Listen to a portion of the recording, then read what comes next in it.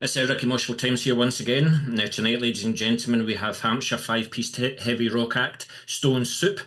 Although I don't know why you are a five-piece when Chris does, nothing all day. But we here at Moshville Times and Moshville Radio have a special relationship with this band, and thankfully, I'm not part of that relationship. And I do have to motivate myself to actually speak to this band. But tonight we have got guitarists Ross and Chris. We have got vocalist Paul, and we have bassist Boney. Oh, aye, we've got drummer vocalist Jim as well. So thanks for turning up, mate. Um, Hello. Fine. yeah, but first off, I've just got to ask a simple question: How the devil are you? Bloody good, mate. Doing well. Yeah, Bloody marvellous. Yeah, doing very well. Very good. good. It's clear blue skies out there. The sun is shining. Everything is great. What, in Scotland? Are you sure? It's a leap year. Oh no, it's not a leap year, is it? No, you've got no That's- excuse. I spoiled my joke. We see the sun every leap year up here in Scotland, but we are unaccustomed to this. This is our summer, you know. So Yeah, you're struggling already, I can tell. yeah, yeah. So we'll start off very, very quickly. There's been recent news in the Stone Soup camp. What was the most recent announcement that you had with Moshville Radio? What was going on there? Some things. Oh, Well, Paul, oh God. Paul, do you want to take this one? Yeah, I better while Chris falls off the chair. We are happy to announce we've been the first band signed to Moshville Radio's promotion company, and we're going to be working closely with, like you say, people who we are already very good friends with, and yeah, forming a relationship as a promoter and a band, and seeing if they can help us get to the next level that we're so close to achieving. Well, maybe one of these days I'll get into that inner circle of friends, but I expect I've got to do some work on that yet. Um, so what do you Well, expect we'll Moshville remember Radio? you when we're big. So what do you expect Moshville Radio to do then? What would you expect the company to do on behalf of Stone Soup? Essentially, it's just helping to get our name out there, a wider range, a bigger audience, the attention span of some people who we think are out there and would like us if they just knew we were around, and if we had the opportunity to go travel and see them and spread the good word. That's really, I think, the one of the main goals from the relationship. Absolutely, absolutely. How you doing there, Chris? You okay? I'm good. He's currently fixed the fan which he broke Yeah, within 2 minutes of being on air. yeah. I'm good, man. I'm good. This is why we love Stone Soup. They're just so unpredictable. It's taken us half an hour to get this Zoom interview going. Chris was actually sitting there, ladies and gentlemen, without his shirt on, so we had to get him to put his shirt on before we started the interview. So good to see, good to see. But listen, I apologise if I'm a bit angry and a bit frustrated with you lot because it's been 2 years since you've released anything since Disillusioned. So you better tell me right now that you guys have been busy writing new material because you must be sick of playing the songs from that album. So We've got a few in the bag, haven't we, boys? Yeah. We've been writing quite prolifically in the last short while. So it's a case of watch this space. Sure have. Yeah. May or may here's my not have made a little trip to a exclusive, ladies and studio. gentlemen. Thank you very much for that. That's cleared a lot of things up. So what do you see yourselves doing? If you've got a few things in the works, then do you see yourself like doing another album, or do you see yourself doing a smaller release, or do you see yourself being part of the new school and doing like a single, couple of months single, couple of months single? What do you think? You should know very well that we are nothing to do with the new school in any way, shape, or form.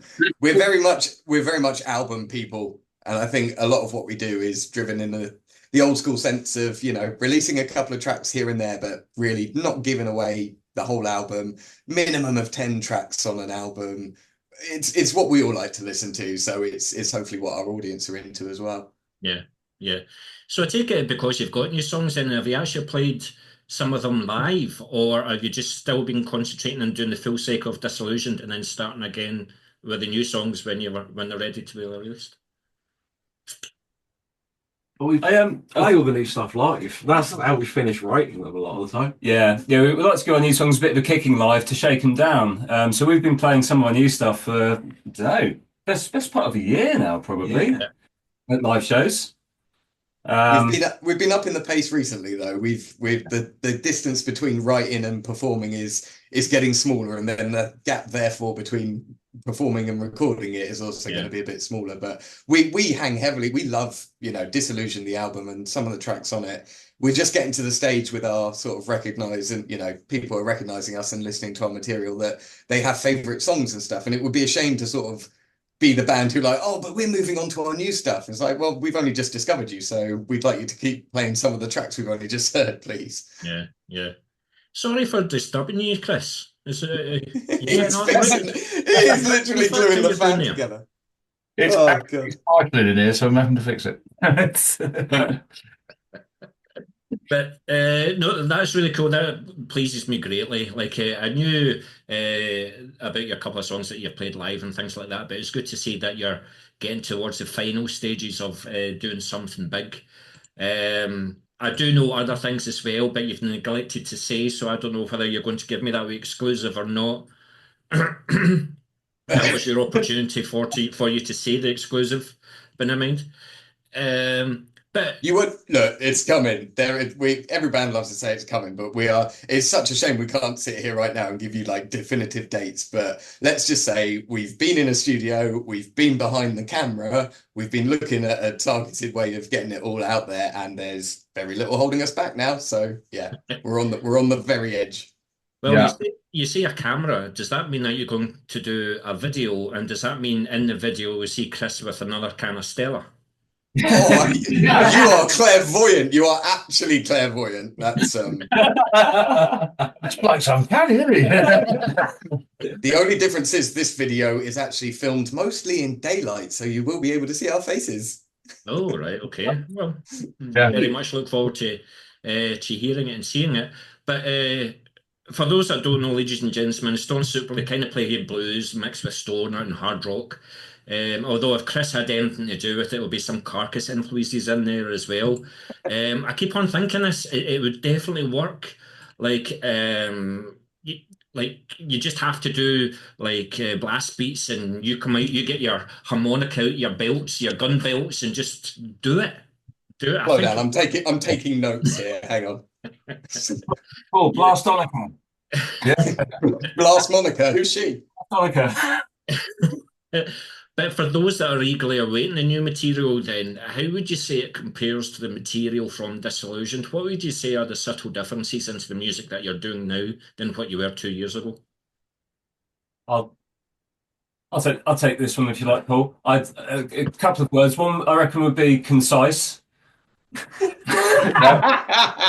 that mean that Chris is playing in tune? No. Yeah, definitely more playing in tune, and we definitely more energy. I feel in the songs we've been writing recently. Yeah, I feel they're definitely more punchier and concise, maybe than sort of some of the tracks on Disillusioned were. Yeah, and I think part of that was coming off the back of Metal to the Masses. It sort of really put us in a frame of mind to write sort of good punchy songs for the metal crowd, and we love what we've come up with. Do you feel that doing that you might alienate some of your older fans, or do you feel that they're going to continue on the journey with you guys? Well, there's still loads of blues and stoner in there. Yeah, I mean, we haven't dropped any of that. We just added a few heavier riffs in the mix. Yeah, that's it. Yeah. There's harmonica everywhere still. It won't go away. We're always going to sound just like us, and hopefully nobody else. Yeah. But now that Disillusioned is over 2 years ago, I think it was April or something like that was released. See, I do my prep. You see, I do my research, unlike Shells. Oh, wow. If you had the opportunity to go back to Disillusioned, would there be anything that you would change about it? Would you like to re-record something? Was there something about, like, maybe Paul, you had a chest infection or something like that, and you because your deadlines you had to record it, or is there anything particular that you guys would like to do? I guess the one thing we could all, I know we're all happy with the end result, but that end result was, I think, was it a solid, how many days did we do it in, guys? We did 10 tracks in, go on, someone help me out. How many days? Was it 3 or 4 5 or a week? Wasn't a lot. 3.5 days. 3.5 days. And so even though, like I say, there's no regrets, we certainly don't talk about this and we don't talk about it. We're like, oh, we definitely wish we'd done it longer or taken more time. But I have to say, yeah, doing 10 tracks and sort of instrument by instrument as well meant I had to do sort of 10 rounds of vocals. And so, yeah, there's bits of it when I listen back, I think, oh, well, you know, we were time constricted, but for what we got out of it, I think we're more than happy with, you know, the sacrifices we made in that respect. Yeah. Yeah, No, definitely. No, I wouldn't at all. It was a snapshot in time that I think we're all quite pleased with. Yeah. You know, we're proud of it. You know, It was super fun as well. It's awesome. left room for the next album to be yet another progression as well. You know, it's that people are going to listen to the third round and the tricky third album and hopefully agree with what we do, which is, if anything, quality of songs, of recording, of, you know, material, lyrics and stuff like that. It's all, we've taken another jump of about the same gap we took from our first to our second album, I think. Yeah. No, that's really, really, really cool. But I'm going to come back to the recording side of things in a wee minute. But what I do particularly love about this band is it has more than one vocalist. So what I like to see is like Jim doing backing vocals and everything else. But was it a conscious decision to have another vocalist? And why can't we hear Chrissy's dulcet tones in any of the songs? You wouldn't want to do that. We do a song with Chris doing vocals. Yeah, that's It's a true. warm-up. We just never recorded it. And we play it quite a lot at rehearsals. Yeah, just never live. It's never live. No. But Chris only sings on that. Yeah. But I don't know, as for me, I think I just stuck my hand up and went, I'll have a shot at some backing vocals, and we've just kind of given it a go, and I've wound up on an album or two. Yeah. What I love is like you're the death metal Phil Collins, you know. Yes. All you need now is a sweaty lip, Jim. One of the thought behind some of the backing vocals with it as well is we're kind of, I do want to stick to a thing where it's like, if I can't do it live, then I shouldn't record it in an album. So I don't harmonize with myself. I do generally double track my vocals, but that's just to add a bit of power. I do exactly the same thing both times. So, Yeah. And then when Jim was always happy to step in, I was like, well, what bits of the songs can we do it with that's A, we're going to be able to do it live, and B, it isn't close melodic Phil Collins harmonies during it. And what that's evolved into is Jim joins in to add punch where it's needed and to bring out certain bits of the songs. He does he gets a hey going in one song as well, and the audience hear that come through when I'm already singing. They just instinctively join in as well. So yeah, he's really good at it. It embellishes the sound that I have whilst not making it too difficult to replicate on the stage. Is there a reason that Paul's still in the band then? If you've got a brilliant vocalist behind the drum kit, why not just We love it's harmonica. a 4-piece, get a bigger slice of everything and get rid of Paul? Ricky, I'll be honest, mate, there's a reason I'm not that high up in the mix. Yeah. Cool. But going Just back, gonna let that go while we're just sabotage and yeah, fine. I'll sit here. This is the first time as well. We've not all done an interview in the same place, and I wasn't really expecting to be in one place different to the rest of them, but it's fine, guys. well, it's also I've done like 210 interviews now, and it's the first time that somebody's trying to fix a fan throughout the whole interview. It's our only fan, Ricky. It's our only fan. It's not they're not a big metal fan though, or like a small plastic one. But what I'm wondering is there anything about the way that you recorded Disillusioned that you'll continue to use and have a settled formula? Or are you quite open to finding like new studios and getting new people in and having new experiences? Or do you find that we're going to do the exact same thing as what we've done with Disillusioned? And switched it up. Yeah. So we did actually for these new recordings, we have actually gone to a whole new studio, a whole new sound engineer. We sort of carried a lot of what we learned from Disillusioned across to try to feed that into it, but we sort of walked into it something new for this one, and we're so happy with what we've got back. Yeah. Yeah. Absolutely amazing. Yeah. It's like We let ourselves be a bit more directed this time as well by the guy doing the production. You know, we let him contribute his actual knowledge to the process, and instead of being stubborn dickheads and saying no, we're doing it our way, we were fully open to his sort of techniques and some of the stuff he recommended. Admittedly, he did a great job sort of compromising for us as well, because we had to say to him on day one, you know, this isn't tech metal, this isn't to a click track necessarily, you know, this is going to be a bit old school and a bit rough and ready. And to be honest, the second morning he sat down with us, he said, "Oh, I've got it. I get you guys now. I've got your sound." And from then on, the rest of the recording was just incredible. So, what made you lead to go to this studio, and especially this sound engineer? Have you heard a couple of recordings, or were you offered this guy? Like, did this guy approach you? How did you come across this guy then? I'll build this one. Years ago, well, in fact, around about, well, just over a decade ago, I recorded with my old band, Welcome to Howling Tones. We went to here. He used to be in a studio over in Hampton. We went there to demo our album. Yeah. We recorded the whole lot in a couple of days. Literally thought to ourselves, that's, you know, we've demoed it, and we came out with an album. The guy literally, we came out with the album rather than demoing it. It was actually the finished product. So I was very keen to work with him again. He was absolutely amazing back then, and I thought, well, let's give him a shot. Let's see what he can do for us. And you know, he's done us proud this time. Yeah. Again, he was awesome again. He was absolutely brilliant. You know, Ricky, I'll give you an example. Yeah. We walked into the studio and he said, "Have you tuned your drums?" I went, "Yeah." He said, "What to?" I went, "Huh?" I went, "To what key?" I said, "I don't know." He said, "What key are your songs in?" I went, "We don't know." So we went, "Oh, all right." So we nabbed off and had a listen. He came back and went, "They're in D minor." yeah. So we then tuned my drums to D minor, and I was just sort of watching in awe, going, "Holy shit!" And the sound coming back. Yeah, I've taken a lot of tips from him on drums. Yeah. Off the He back knows of that that. drum, doesn't he? He really He does. I mean, he was drummer for Jamie Lenman. Yeah. For a number of years.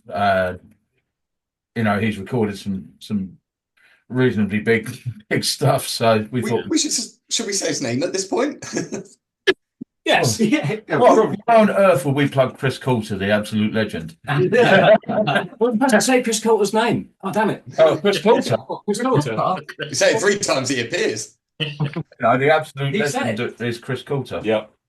Yeah, he'll be known to some, especially in our sort of local area and scene. And yeah, well, what an absolute legend he was to work with. And yeah, long may it continue. But it's absolutely amazing how people have got an ear for things. The fact that he says, no, it's in D, I'm like, how the hell do you know that? You know? Absolutely. It wasn't clairvoyant, he had a machine. Yeah. Oh, right. Okay.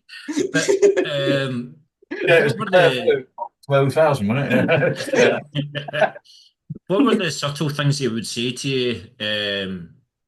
Are you really happy with that? Or do you think you should do that again? What were the kind of things that he said to Yeah. Exactly that. was exactly that, yeah. I did 2 takes. It was like, "What did you think of that then?" And I'm like, "Yeah, between them 2, that'll be fine." And he just went, "No, it won't." It was absolutely right. Yeah, it was right, just the right level of discipline. No, Or just to be safe. I'm not cutting them together. Yeah. That was absolutely perfect. Let's do another one. Yeah. Yeah, brilliant. But you know, there's a reason, there's a reason as to why he does it, don't you? Go on. Oh yeah. Go on. He wants to get the best output. He wants the best sound for the song. So if he's saying like, should we really do this again? Then he's meaning, yeah, you better do it again. But how was it for you all then? So imagine, because you're not telling me, I'm trying to figure it out, right? I think you may have recorded, right? So how was the recording experience for you all? Was it a case of like going into the studio and record, or was it a case of there was a song you just couldn't nail the solo, or there was something just not sounding right and the song had to be done over and over again? Was it quite an easy process this time? Rather than before with Disillusioned, where you had to do it all over a cramped time and instrument by instrument and instrument. Was it easier this time? It was still 3 songs in 2 days. So it was pretty quick. Yeah. Well, Yeah. it was quick. And we rehearsed a lot before we went in the We studio. did. Yeah, we prepared wanted a lot to go better in this there. time. Really, no messing about. No, I'm changing this. Yeah. In there, do it. Yeah, we were very set on the structure and how the songs went. I think, I think each of us at various points came across a part where we went, just struggling to get that really clean take. Yeah. But we all got there. But Eventually, we just kept going until it worked. Yeah. It was fun. Yeah. But it was really fun. He did a good. It was really fun. Sorry, go on, Paul. He did a good job. He did a good job of managing our expectations at the beginning, because we'd said to him, three is really what we need to get out of this. We need 3 tracks. And he, after the first little go, he sat us down and he was like, "It's 2 good ones or 3 in a hurry," and our hearts sank a little bit. But like I said earlier, that was kind of before he was on the same space as we were in terms of how we were going to go about recording, and how, not technical, that the technicalities that we did care about and the ones that we didn't. And as soon as we clicked that, we did the 3, and we did them to an extent that we are over the moon with. I don't think we've got no regrets about each one we got done, and it just worked out really well in the end. It was a bit of a kick in the pants to begin with, to get us fired up, and like Boney says, do one take and go, "Oh, that was bloody excellent," and he just has to find a very nice way. And sometimes I wish he'd just been a bit more blunt and gone, "No, that was shit, get back in." Yeah. But do you feel that because I know it was some time ago, but your heat's and metal to the masses, then you're getting more popular, then you're getting more gigs, and it's bringing money into the band. That's what's led you to go to a bigger studio, a bigger sound engineer. It's just, I nearly done a salute there, shit. It's just it's onwards and upwards, isn't it? Like, you guys are like on a wee bit of a crest of a wave, and your budget for things are getting bigger and better, so that's why you're going to these experiences, and you're getting the likes of Chris Coulter. Yeah. That's it. So, And we might have gone to him earlier if we'd had the money. I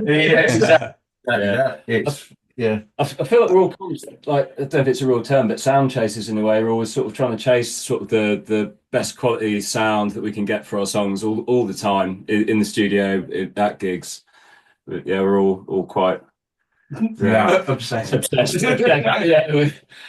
So The thing I noticed, compared to our contemporaries, for example, as well, we are sticking to the very 1970s approach to rock banding, starting loose, working our way up, moving on to slightly better studios when we can get there. And these days, our contemporaries are all sort of recording in their own little bedrooms or on their laptops, and they're able to just fire out material like it's nothing, because they've programmed the drums in and they've hit play, and they've all sat there in the recording studio in the bedroom, just plugged into a laptop. And that's no disrespect to them at all. That's Absolutely. one way of doing it, but it just doesn't suit our sound. We'd never be able to replicate that just on a laptop in a bedroom.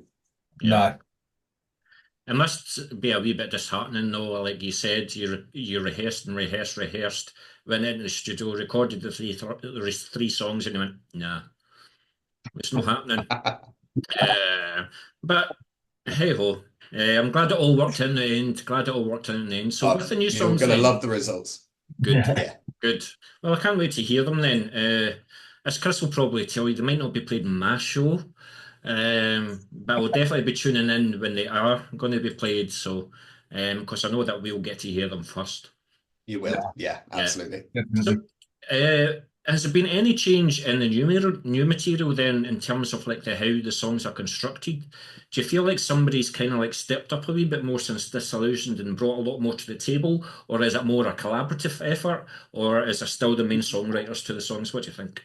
I think we all tripped over our laces at the same time. I think Nailed some songs. that's right. We literally we pulled each other along. To be honest with you, and we've all just literally progressed, and the sound is progressing, and our playing is progressing. It's like progressing. You are. Our writing's progressing. Our writing is progressing. It's fresh. It's we're still doing a 20-minute jam and cutting 15 minutes out of it, but this time we're cutting 15 minutes out of it rather than 5.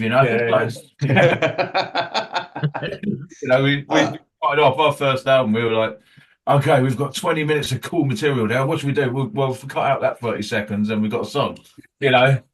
But it's kind of the other way around now, you know. We are a little bit more selective of what we consider to be a part of a song, you know, which I think is a great thing because everything's a little bit more concise, a bit more punchy, and it's got a bit more energy, you know. Yeah. It's no longer a meandering sort of like half prog, half stoner, half blues song. It's kind of now. It is at times, but for an appropriate amount. Yeah, an appropriate amount of time, you A know. less self-indulgent amount of time, yeah. Yeah. Yeah, well, the thing is, though, you know, we are a little bit less self-indulgent, you know. Where we had 30-minute set times, and it's like, oh, can I do 4 songs? Well, exactly, Yeah, yeah. maybe we should write some slightly shorter ones. I think that was kind of the consideration. You know, if you're playing 4 songs in 30 minutes, Yeah. you know, 7.5 minutes a song, you're not kind of getting your full spectrum of sound across. So, you know, I think shorter, punchier, more concise songs, we can do a whole lot more with it, you know. Yeah. And we get to play more songs at every and we get to play more songs at every gig. It's brilliant. So are you trying to tell me that you're turning into a grindcore band now and just have 30-second songs and stuff? Jesus. Ricky, 30-second songs where the lyrics are just the song title over and over again. Yes. Ricky, that was our secret, mate. It was. But what I love about that explanation, Chris, was that you described things by doing 3 halves. Half this, half that, and half that. I love that. I'm glad you noticed because you know it is kind of, you know, even if the mathematics doesn't work, it is kind of that, you know. Oh, album name idea, 3 halves. You know. Yeah, there you go. There you go. Thanks very much for coming back, guys. Chris, hurry up and fix that fan, will you? Keep going on yourself, big man. Okay. But yeah, so with the new material then, and when you are writing, how would you say like you keep it all together with everybody having different musical tastes? How would you say you negotiate what stays in and what goes out of a song then? Is there a moody one? Is there in the band? Like, does Chris come with a riff and then you go, nah, it's not working, and he goes in a sulk in the corner, or... Well, I'll give you a good example of it now. I'm the one who whips shit together still in the writing process alone. But it's what always worked for us. I'm pretty sure last time you spoke to us, the topic came up, and we give an answer that a lot of bands give, which is like you jam loosely. Somebody then has to go, right, this bit's bit number 1, or this bit's bit number 2, or that's a verse, that's a chorus. And then you keep jamming it until, you know, everyone's happy and got their own chance to throw some ideas in. But especially in the newest stuff we've been writing, that process of whittling ideas into shape and into structure has also sped up. It was always something we did, but we're getting a lot more succinct. And it's all mutual agreement throughout. Like, no one has ever turned around and gone, we're not doing this, I absolutely hate it. Yeah. You know, not during the writing process anyway. Maybe when it's done, we bin it. We record everything anyway, so we go away and write our own bits. Yeah. Like the jam isn't what it's going to be. We'll go away, I'll write a bass line, Russ will write his guitar, Chris will sort his guitar. And then Jim will mess about for fucking weeks.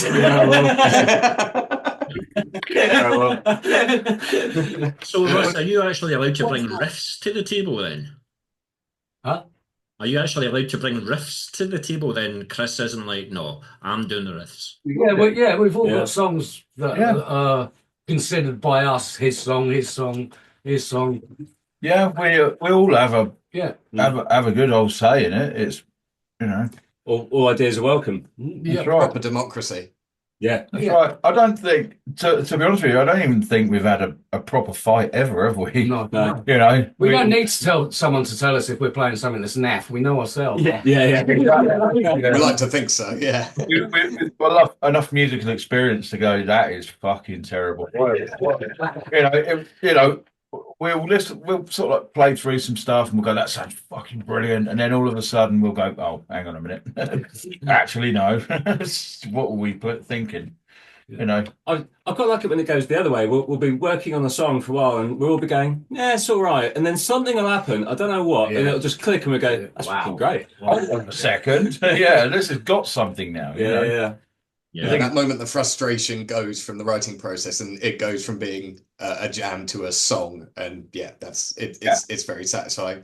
Do you feel that these songs then are coming more naturally than Disillusioned, and they're coming more quicker than Disillusioned? Is that just coming with experience or knowing what the sound is like, or what?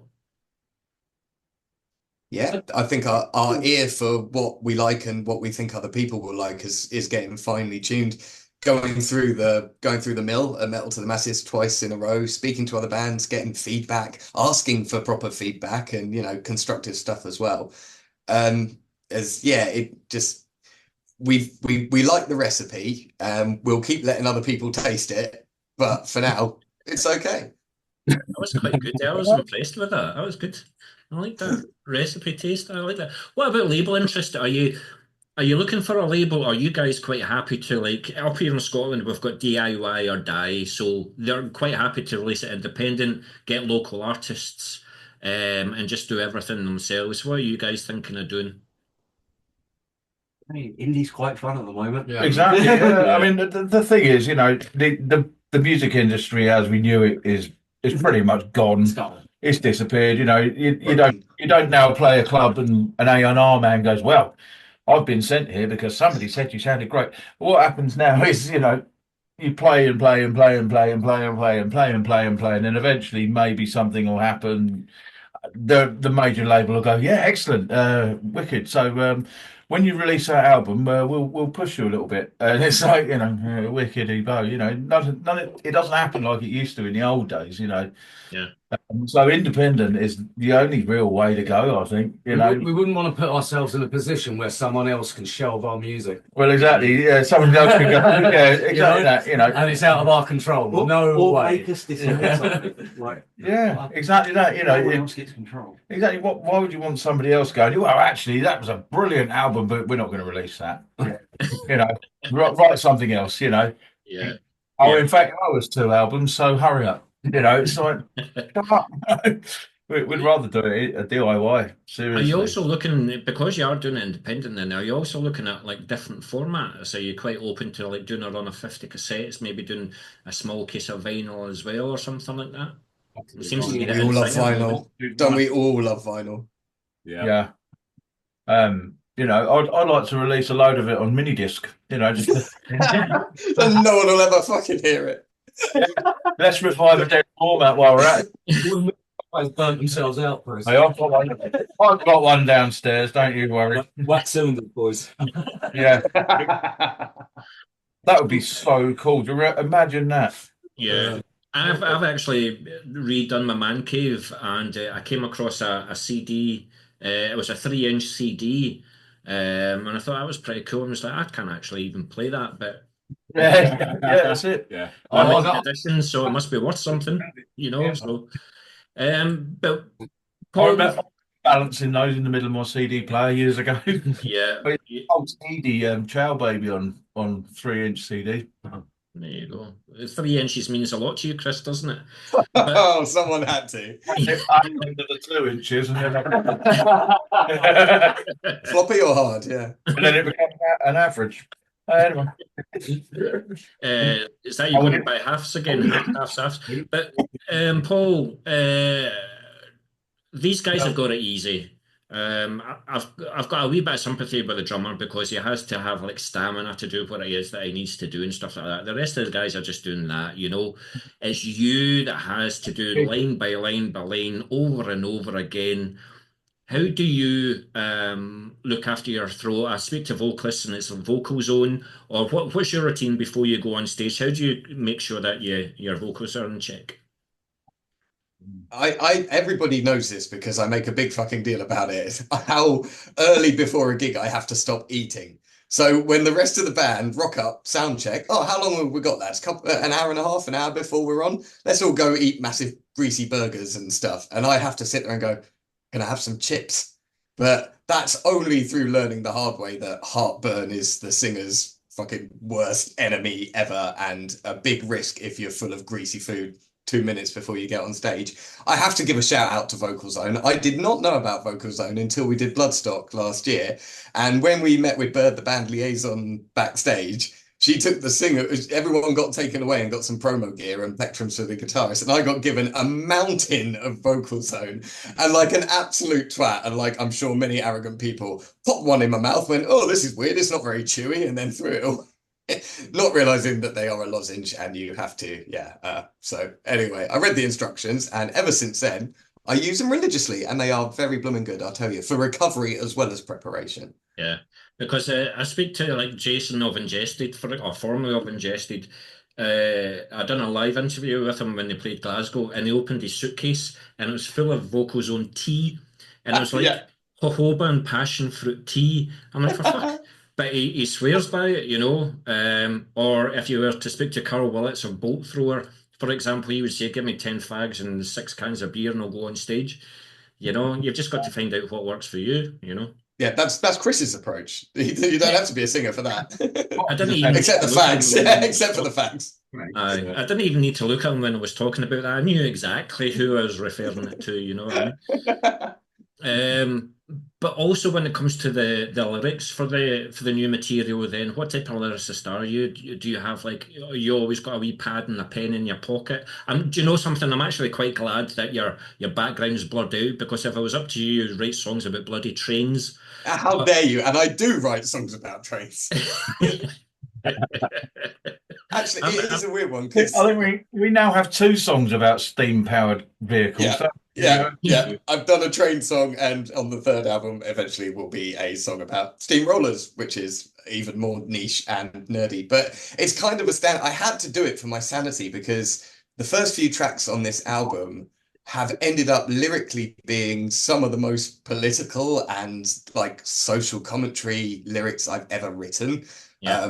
There's a song trashing the right wing in America. There's a song about wealth inequality. Then, like I say, I could get into that stuff and really and make it political, but it's okay. I'm happy to just dip my toe in, write something slightly edgy, and then take a big step back and write a song that's all about steamrollers and sounds quite funky. So there's that as well. And then while the tracks that we've been playing at Bloodstock, the oldest tracks that's going to be on the next album is Fuzzy Brain. And that song was so much fun to write because, again, I didn't put myself under pressure to think of a particular theme. I think the idea of Fuzzy Brain had existed prior to that. And I just got to write some sort of semi-metaphorical, semi-sensical, semi-nonsensical lyrics about feeling absolutely messed up out of your noggin. Yeah. So you're basically writing lyrics about your life experiences then. It's not like you read a lot of books, watch a lot of documentaries or anything. Well, weirdly enough, in Disillusion, when we were recording it, the title track, Disillusion, talks about a guy like joining the military because he didn't do well in school. And that's not me. I wrote a song from someone's perspective. And Ross, the guy recording us at the time, said to me, he's like, were you in the army then? And I was like, no. And it's weird actually to me how many people listen to my lyrics and just assume as a vocalist you're singing about your own experiences. But no, I do read books. I do like literature. I've got an interest in old-fashioned-y stuff as well. And I let anything I also let the music guide what the words are going to be sometimes. I wait until the songs pretty much come together. And then I think to myself, well, what does that sound like it's about? And sometimes it's trains and sometimes it's really deep political stuff. Because I speak to like a guy that I know up here, Condo and stuff like that, and he says, I've already got 15 songs written. Do you have like a book as well where you've got 10 to 15 songs with the lyrics in them and then you hear the music and say that will fit into that? I don't keep a book, but I have always got ideas ready, waiting for the right song to manifest itself. I'm gladly accept suggestions from the band. A lot of the songs we've written have been ideas that the guys have thrown at me and said, can you write a song about this? So they asked me, like, could I do one about the Epic of Gilgamesh? And that's Epic from the album. The Stone Soup one. Oh, Ibophobia was a suggestion. It's a song about fear of palindromes. That was thrown at me. So I'm also really more than happy to listen to what the guys have as ideas and think, oh yeah, I could work with that. Or, you know, I'm very open-minded and I seem to be able to write about trains and these guys get you to write about Gilgamesh and all the rest of it. Yeah, a bit of it. I've started addressing it when I'm up on stage now when we're gigging, and I say, right, this song's about this, and this next one's really stupid, so bear with. But it's even, sorry, we're talking about Paul again, but see when the other guys bring lyrics to the songs then, do they sometimes have difficulty in portraying to you how they want you to sing them? I think the pressure is that I've never seemed to struggle, and admittedly, I've only once or twice like looked for gone looking for inspiration, or I'm stuck on this. So I don't know if I'm getting this completely wrong, but I think the guys have plenty of faith in what I'm going to come up with, and if I'm willing to, base it on one of their ideas, and even better, As long as he doesn't sing over our solos, it's fine. Listen, we don't want the band splitting up live interview, right? I don't. It's all good. It's all good. But please though, when you're looking at doing artwork for the fucking album, don't do Disillusioned, because it gives me a migraine every time I look at the bloody album cover for Disillusioned.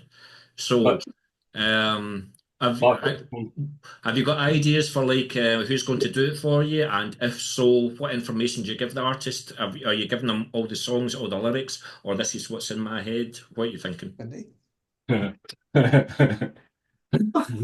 Well, Doing the same again, what aren't you? historically has happened is I've gone on holiday somewhere and taken some weird photos, put them through a horrendous amount of filters, and then it becomes an album cover. And As that's long how as it's not like that one. No,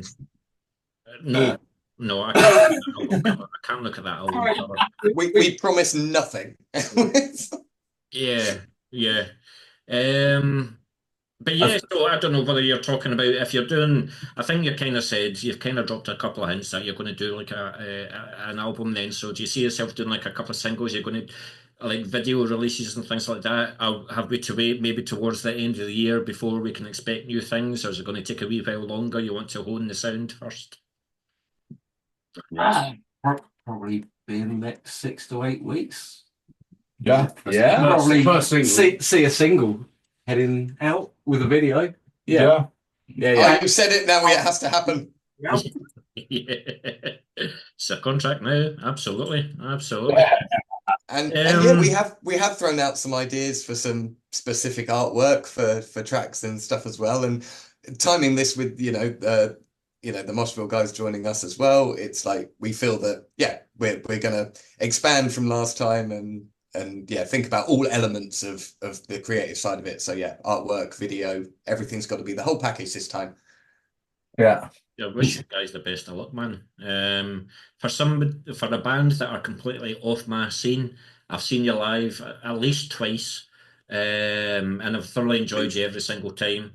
I was worried when you came up to Glasgow and you were the first band on and stuff like that, but you played to a crowd and I was like, yes, that's exactly what I wanted to happen, and you had a great time, and hopefully we can see you up here again. What I have noticed in your socials is that you have been playing a lot of gigs. I think Bristol was recent as well.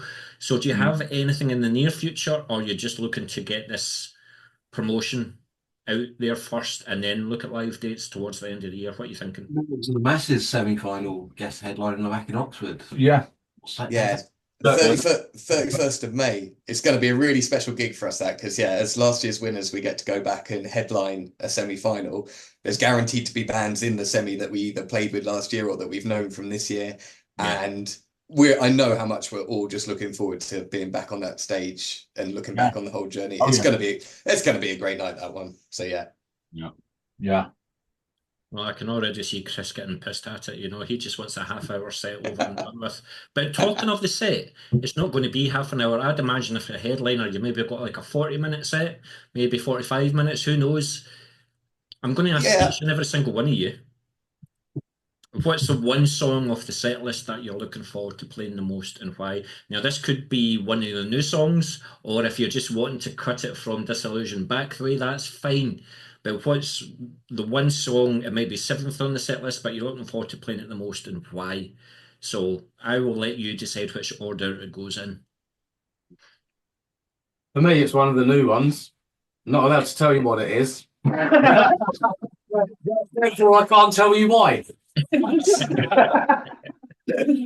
Well, you can say why. Does it have the best soul in it, or it's got a brilliant riff in it, groove? What is it you like about it?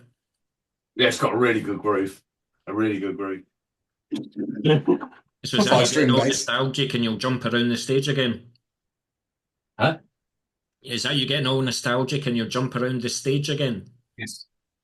Yes, That's what definitely. we want. That's what we want. We don't want five guys just standing still. We want to see five old farts jumping about the stage. That's one of the things about the new stuff we're writing is, like Chris said, it's got tons of energy and it comes out in us. Yeah. Big time. Gotcha. Like the old 9-minute songs, hard to keep that energy going, but these Yeah, are a that's little right. bit easier. Yeah. Yeah. Cool. What about Jim, what yourself, about you? Jim? My favourite one, it is one of the new ones. I don't care. I'm going to say the name. Is Broken Scales, and it's really nice. Drum Weird. solo in the middle of it. Is that what it is? You're a attention seeker? No drum solo. I'm not. Weirdly, I'm not a big fan of me doing drum solo. I love drum solos, but I can't do them very well. But this song, it's got a really nice odd time signature, and it's got a bit of a sort of proggy toolish sort of feel. It's just one of my favourites. Just to drift off into that for a little while. I lose myself in the drum pattern, and it's a really nice song to play.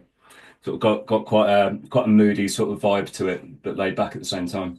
Well, don't lose yourself too much because you'll have four guys at the stage just turning their heads around, just looking. What's going on? He's been playing that same bit for 10 minutes. Yeah. We're not too old. Oh, why are you playing? Why are you doing this? Bonnie, what about yourself? What do you like? You start with him. Okay. Come on, Russell. Russell. The love muscle. All right, then. One of the new ones again, Fuzzy Brain, because it's just so much fun to play. Why? Like, it's not easy to move around the most in for some reason. I don't know. I get overexcited. And I think it's flashbacks of playing it at Bloodstock. I just get overexcited every time I go, whoo, let's do it. Yeah, I love playing Fuzzy Brain. Oh, there you go. Can't argue with that. Chris, centre stage, on you go, son. Well, for me, it's also Fuzzy Brain. I love it. I get to go off and have a wander. I get to meet the crowd. I get to, maybe nick a beer halfway through. It's absolutely brilliant. Sometimes I get to go to the bar. That's every song for you, is it? No. Well, this one in particular, it's becoming a bit of a feature. So, I'm kind of digging it. If the bar isn't within reaching distance, I'll just put a can of beer in my pocket, and that's fine. Wherever I am, it happens. Can I just say that when we put you on at our festival, you guys were the most expensive rider in our history of putting the festivals on. So that's the reputation you've got to maintain, Chris. You've started it, so. Absolutely no trouble whatsoever, Ricky. But a seat is for sitting on. Just remember that from your time in Glasgow. You kind of missed it the last time. The big, huge square seat. To be honest with you, by the time that all happened, I'd already checked out, so it wasn't me. Yeah, cool. Probably someone else, trust me. What about yourself, Paul? What's the song in the set list for you, guy? I'll say one that no one else has said then, Iron Horses, because that's one of everybody's favorite songs. And actually, it's also one of the ones that people will willingly come up to us and say, oh, I really, really like that one. A couple of people from Moshville think it's our best work. And it is the song about trains, but it's also a pretty dynamic song. It starts off pretty groovy and bluesy, and by the end, it's just pure chaos. And we've been toying with the idea of doing a train pit. And if you don't know what a train pit is, it's like a circle pit, but instead of shoving each other, you're doing the old train arms by your side, and everyone just goes around going like that. So we've pulled it off once, I think. It's been a pleasure talking to you. Thanks very much, and best of luck. Do you not like the idea of the train pit? They'll all be doing it in years. You have no idea. We've got rowing boats with fucking Amon Amarth and everything else. So when we played Iron Horses in Sheffield, a bunch of guys in the audience sat down and sort of did the rowing thing, but kind of with train arms. It was a really confusing. Are they a train or a boat? I have no idea what they're trying to be, but they tried. It was weird because it was totally off their own bat as well. It's like, We didn't even prompt it that time. you guys are cool. Maybe they saw the fat controller on the bank. Sorry, Chris. Sorry. Oh, Sir Topham Hat to you. That's fine. But listen, it's been an absolute pleasure talking to you guys. But I do have one last question then. But this is probably going to start another 40-minute section because we're going to talk about the instruments that you used in the recording with Chris and in this new studio then. So, who would like to start first? Tell us your pedals, your guitar setup, your amps. Who would like to start first? Oh, Yeah. Fender Jazz Bass. An amp, Bass string. a valve amp that somebody built for me. And a preamp pedal. That is just about it. An EQ pedal.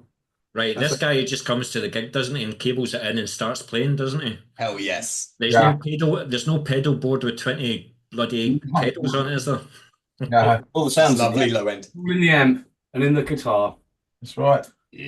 I bet you've even got a one-string bass. Anything more than that would be a hassle for you, wouldn't it? I don't have a one-string bass. Not yet.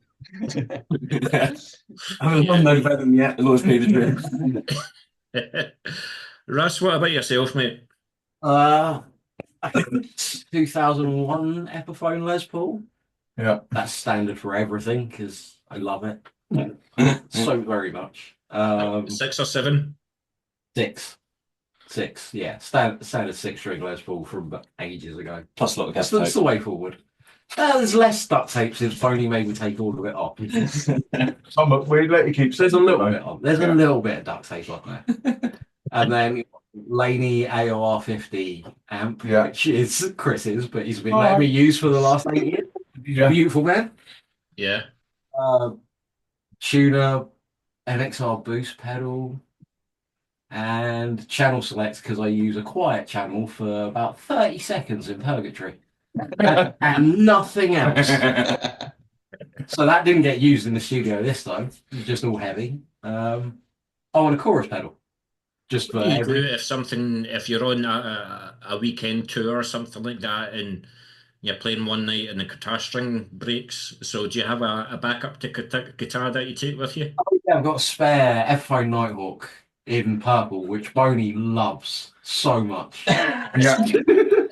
Boney would like to rub it all over his nipples. It's pink. I fucking hate it. It's fucking beautiful.